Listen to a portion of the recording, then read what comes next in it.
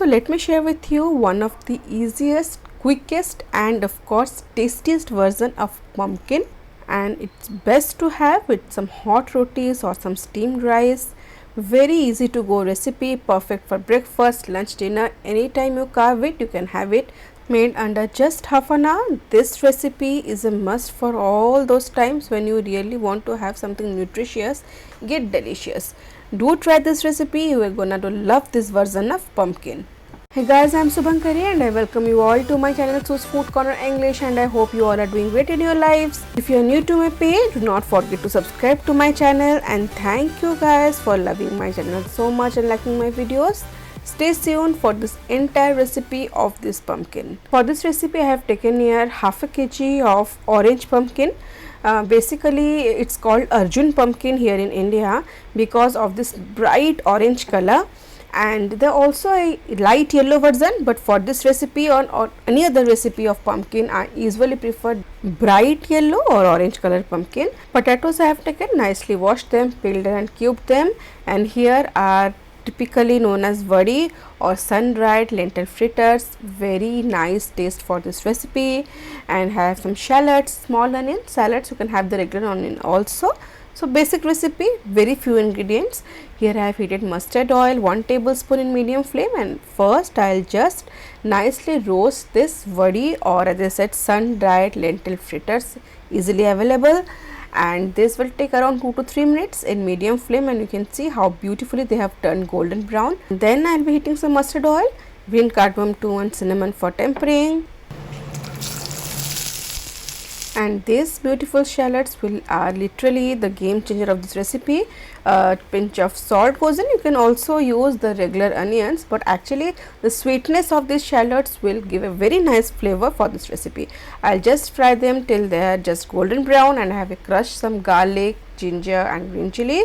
For this recipe, crushed ginger, garlic and green chilli gives a very nice flavor. Basic spices: turmeric powder, cumin powder, coriander powder, Kashmiri red chilli powder for the beautiful red color, and that's it. I'll be adding these beautiful vegetables with the spices. It will just take 3 to 4 minutes on high flame to saute this, and once done I'll be adding water around 2 tablespoons, and then cover the lid, reduce the flame to lowest and let this simmer in its own juices for around 4 to 5 minutes. In 4 to 5 minutes the vegetable will soften. As you can see, there is no excess water, just little bit of water, and my pan is beautifully doing its job. I do often get a lot of questions about my cookware. I have added in the description box, you can do check it out. And after 3 to 4 minutes again I'll cover it, and then I'll be adding green coriander stems with the Vadi or the sun-dried lentil fritters.